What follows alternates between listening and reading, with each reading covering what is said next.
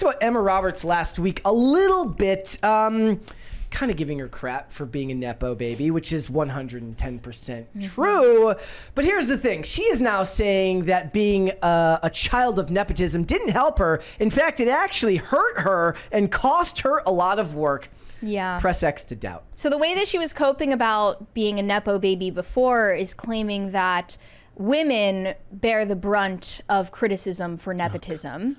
She said it's actually sexist. By the way, I call gave, out the Nepo babies. I gave plenty Hunter Biden of examples. has entered the chat. Sorry. Yeah. I gave plenty of examples to the contrary when we talked about it. You can go back. I think that video's up on the channel. I think did we end up posting that one? Yeah. I think we did. I gave plenty of examples to the contrary of actors who are not exactly treated the same as their parents. Well, she just thinks that actresses get more flack for having family in the business than actors.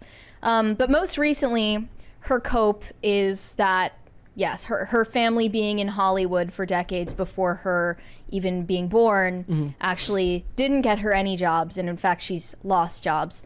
She says, I've lost more jobs than I've gained from being in the business. People have opinions, and sometimes maybe they're not good opinions of people in your family. I've never gotten a job because of it. I know I definitely have lost a couple of jobs because of it. She's just like somebody woke up and was like, I freaking hate Julia Roberts. I'm not casting this chick. But interestingly, like, she wasn't included in that New York Magazine piece where they did the family tree of nepotism because I think they made the judgment at that point that she was famous in her own right. But she said, should I be offended? It was a cheap shot to put all the celebrity kids on the cover of a magazine on babies' bodies. It's like maybe the Nepo baby conversation would have been a more interesting article written intelligently with nuance, but instead it was kind of this viral hating on people thing. The discourse on nepotism in Hollywood is also funny because a lot of these actors who now have to claim themselves to be activists, they run headlong with these people who really, really hate the idea. Like they're gonna complain about the ideas of generational wealth and all of these things. So they think that anybody who has a leg up in society is kind of a net negative. So they have to fight back in other ways to prove that they're not, you know, it's like, it'd be like her wearing an Eat the Rich shirt, right? Like they have to find a way to prove that they're worthy of your affection as some type of weird internet stan. Right. Did I mention like her dad in the last one? Like Eric Roberts? His IMDb lists over 700 credits. He's always working. He does like a gazillion things every year because his wife, like years back, made these comments. She's like, he didn't seem happy. And she's like, what would make you happy? He's like, to just always be working. So he makes like 15, like I was like, holy crap, I'm scrolling. Kinda crazy. I'm scrolling. It just doesn't stop. And I'm like, and then it says like, now I'm starting 2023. I'm like, holy shit, we're only like 7 months through this month. Now, the thing that Emma Roberts should actually be offended by is being cast as the... Oh, I can't do that. Sorry, that's a spoiler alert. Never mind. I was gonna dunk on her for her role in Scream 4, but I'm gonna avoid that because somebody here might have still waited to watch that movie. Okay, I haven't seen it yet. Yeah, I don't think you should worry about spoilers if it's been out for like years. Yeah, it came out in 2011. Okay, I'll spoil it anyway. Wait, okay, go ahead. Skip ahead a couple of minutes. So in Scream 4, as with all things, you know, Ghostface is like 6 feet tall and he runs really fast when he's about to go and kill somebody. And then suddenly the mask comes off and it's Emma Roberts as Jill, and of course she's 5 feet tall and she's like this thin. Yeah. And if that's not bad enough, she does like a Sydney surprise. Like she tries to like kind of tone sort of what Stu did at the end of Scream 1, just with way less charisma. So what she should actually be offended by, we should actually be offended by, is her inability to be a believable killer in a Scream franchise. That's all I'm saying. But who was the actor that was like embracing the nepotism label? We talked about somebody recently that was like completely okay with it. Ethan Hawke's daughter, Maya Hawke, said that she's completely comfortable with the idea that, you know, people don't think she deserves her opportunities. The She's totally fine with it. Like, she's just living her life. The best thing that you can do is just pretend it doesn't You can bother go you, even if it does. the Haley Baldwin route and wear a shirt that literally says Nepo baby. Yeah. Just own it. Yeah. And Yeah. that is a Embrace it. much better look than trying to deny it, or more so trying to claim that you are some kind of victim because of nepotism. I mean, it That's was like insane. I keep pulling it back to this topic. I was reading this thread on Twitter talking about somebody's like, most of the wealth in America is inherited. So there's this disdain for people who come from success, right? And we know that that's not true. I think we talked about it before the show. Like 21% of wealth in America is inherited.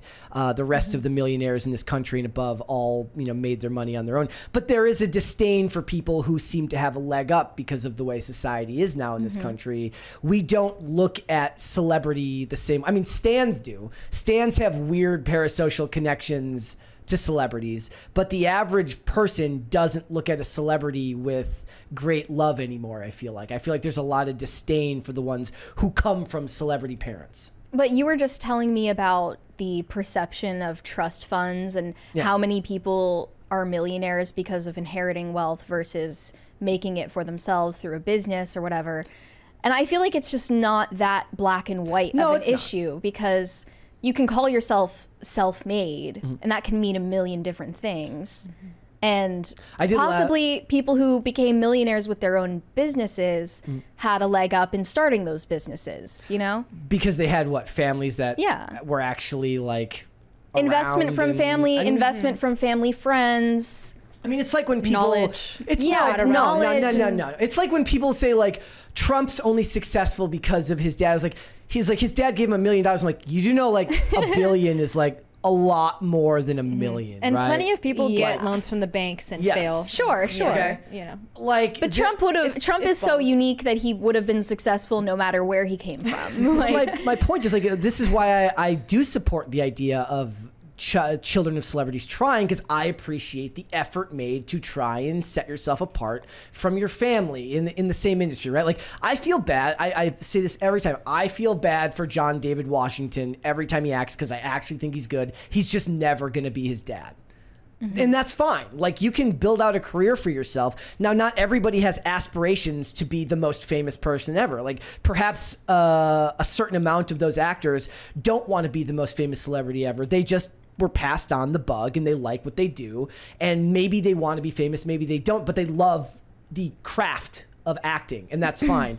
I don't know if John David Washington aspires to be more famous than Denzel Washington. Perhaps he just wants to go on set and make enough money to make a living and, you know, be wealthy, but also do what he wants to do. If he came out and said that he never got a job because of being related to Denzel Washington, I think everyone would laugh him out of the room, because that's an insane thing to say. Yes. And like Emma Roberts, I had no idea about this. I'd never heard of her show before, but she had her own show on Nickelodeon when she was a teenager that was running at the same time as Drake and Josh.